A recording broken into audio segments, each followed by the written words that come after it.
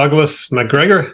He's a military man with long experience, including leading troops on the battlefield. He's also an intellectual, has written several books on military strategy, and also a political man, I would say, advising President Donald Trump. It's great to see you again. Well, it's good to see you, but I don't claim to be an intellectual. Fair enough. That's a full-time job that I can't afford, so. I wanted to ask you, though, about first about the state of this counteroffensive, because, well, we armed Ukraine to the teeth to fight against Russia, and we pinned our hopes on this political offensive leading to a final victory as our only envisioned outcome. However, it hasn't gone that well. So I was just wondering, can you outline the status on the ground and what's happened and where is this heading? Are we seeing the end of it? Well, I think it's fair to say that ground operations are largely over for the Ukrainian military. Their losses have been horrific. I've seen estimates of over 430,000 dead Ukrainian soldiers now. Some people are estimating higher numbers. You're not hearing that in the West because the media, of course, censors any information like that. I've always stuck with the figure of 400,000 dead, but now I'm being told that's lowballing it. How many hundreds of thousands of wounded is hard to tell. Now, there was a report, I think, by President Putin of 71,000 Ukrainian soldiers killed. That may be accurate. To be frank with you, the Russians have been far more honest about losses, theirs and Ukrainian, than we have. Americans won't like to hear that, but our government simply hasn't been very honest about the whole thing. So I think the Ukrainian ground war, for all intents and purposes, is either at a standstill or perhaps even over. They're desperate for manpower, and they're trying to force people into uniform inside the country that are not really capable of fighting. And as you know, they're trying to repatriate Ukrainians from overseas of military age. But I don't see that happening. I don't think most of the governments in Europe are willing to expend the manpower to go out and forcibly arrest and then deport young Ukrainian men. Maybe I'm wrong, but I just don't think that's going to happen.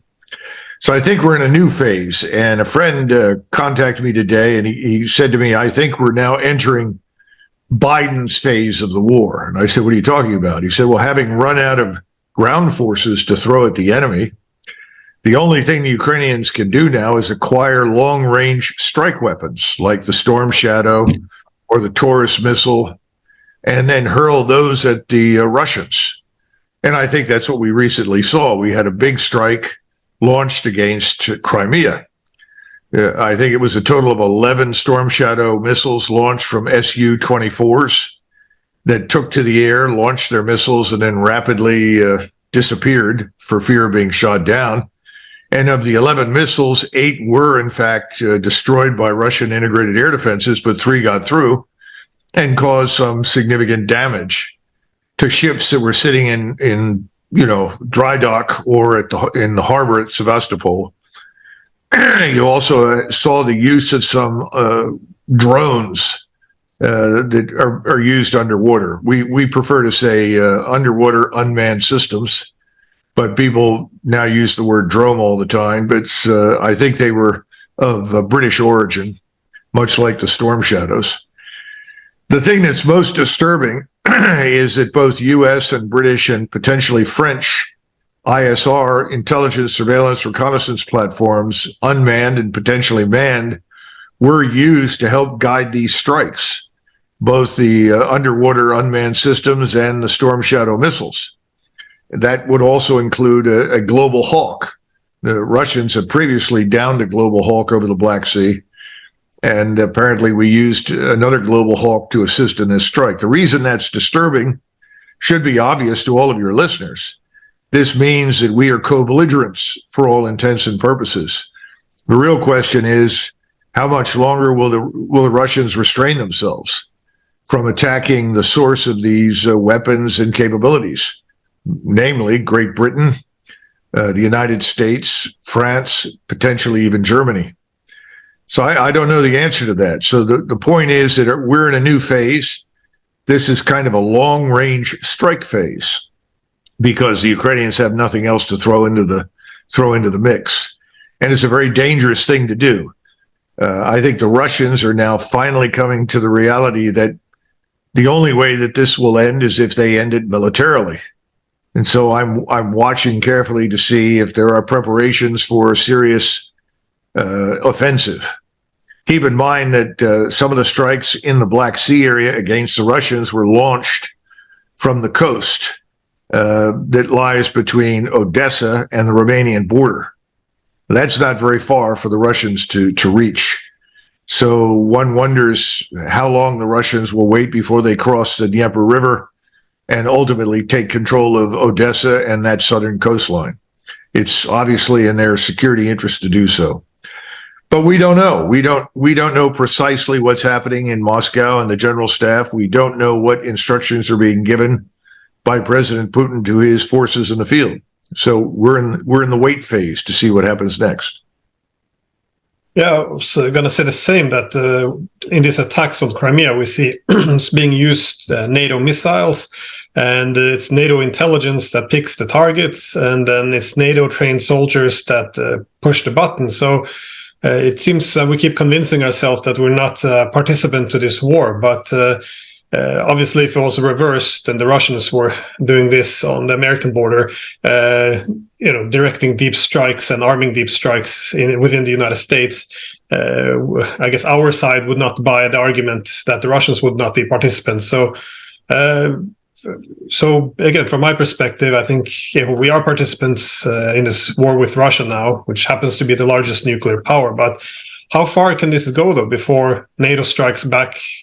Russia strikes back at NATO, because I know what's constraining the Russians is they don't want to risk a nuclear war or even a conventional war with NATO, but the risk of doing nothing continues to grow seemingly as the West escalates with heavier weapons. So at least what I hear louder voices in Moscow saying is that Putin has been too soft. Again, that's the argument from Moscow, that he hasn't that by not retaliating, it's emboldening the West to say, hey, the Russians don't dare to retaliate, we can do what we want.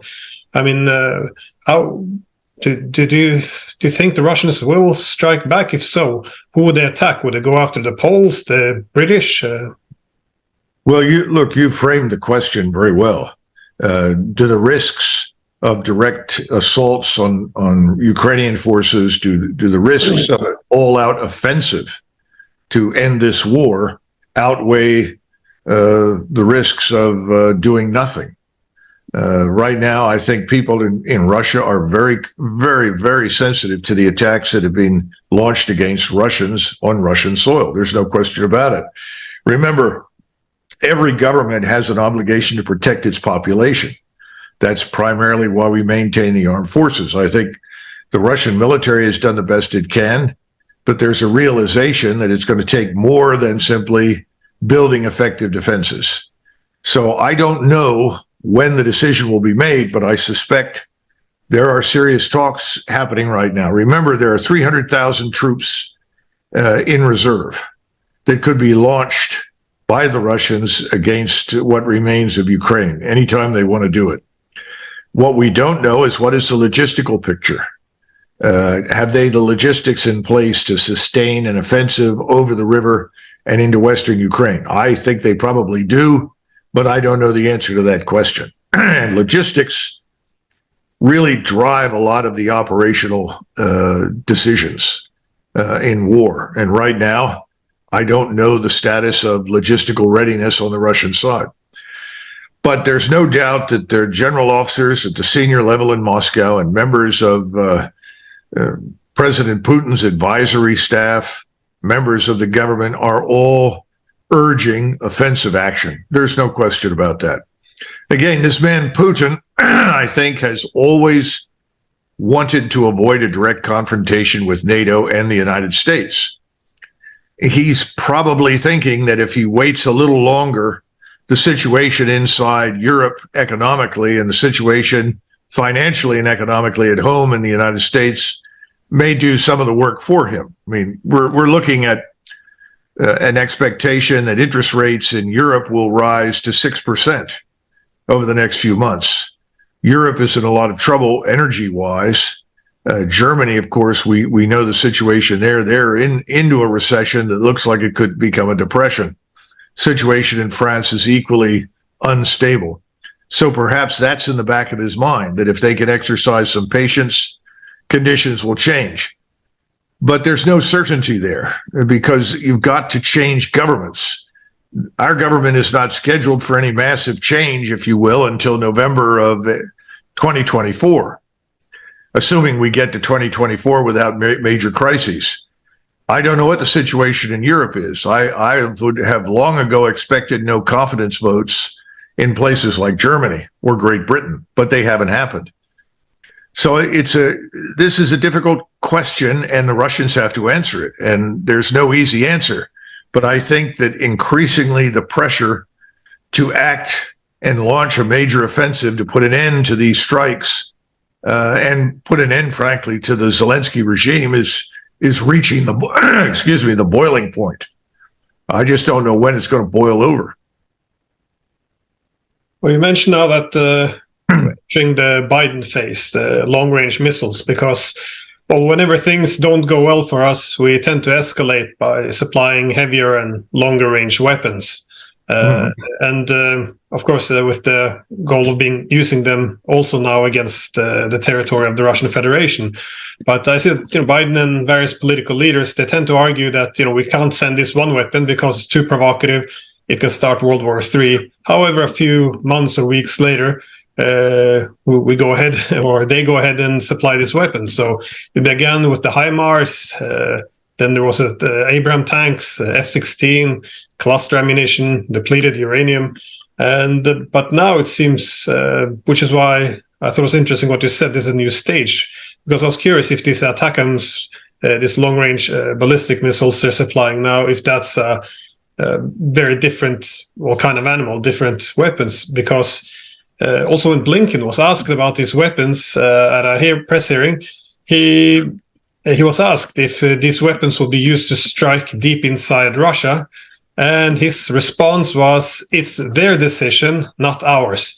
And again, for some, this almost sounds like a declaration of war, because it's certainly different, at least from previous statements, that Ukraine had promised not to strike Russian territory, and now it's long-range weapons, and they can strike if they want. I mean, I don't know much about ATACMS, but how serious is this escalation from NATO's side or the United States? Well, the ATACMS missile, much like the Taurus missile is a cruise missile. The ATACMS missile is a high-altitude rocket. These munitions reach out hundreds of miles. So you're talking about a much greater military operational reach than anything we've seen before. This puts a number of Russian towns and cities in the target area that were not there previously.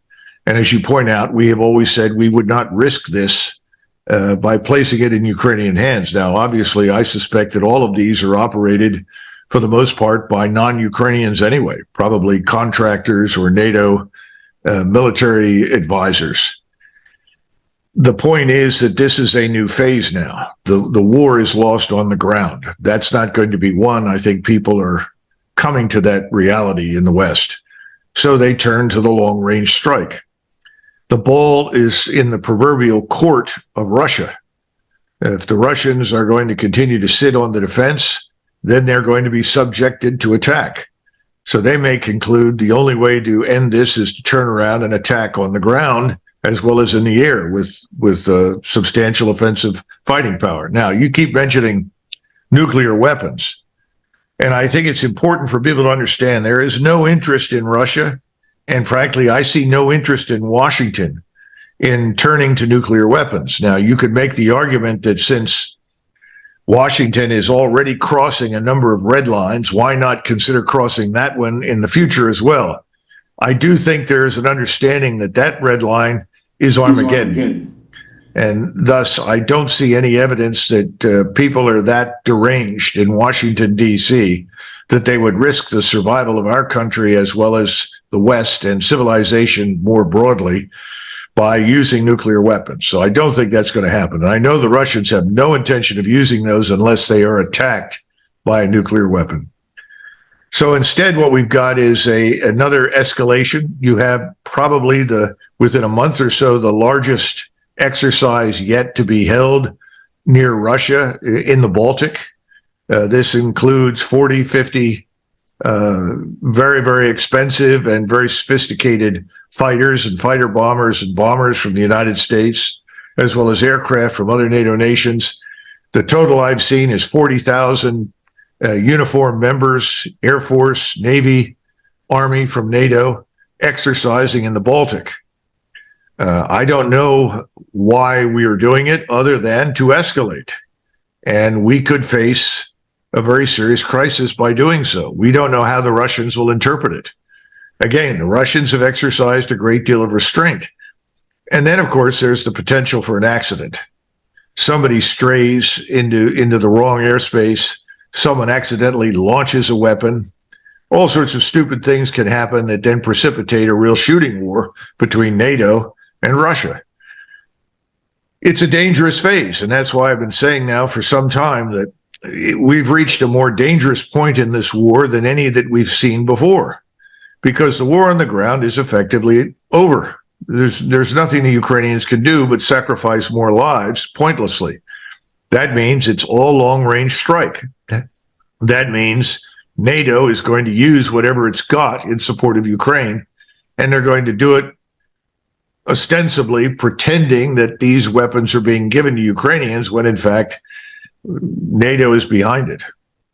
So, what do we expect the Russians to do? How much more patience will they exercise? I can't answer these questions.